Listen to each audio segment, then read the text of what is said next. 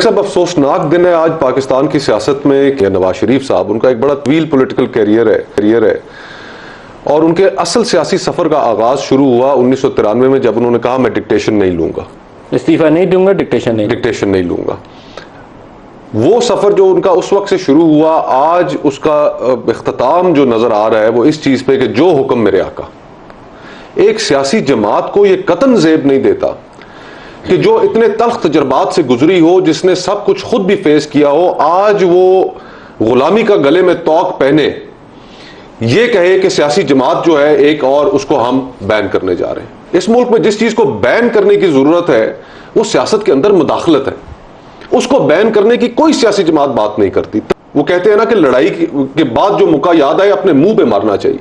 2 साल बाद आप उठकर कहते हैं कि तहरीके अदम एतमाद के वक्त जो किरदार था सूरी साहब का, आरिफ अलवी साहब का, हम आर्टिकल 6 के मुकदमात इनके ऊपर चलाएंगे।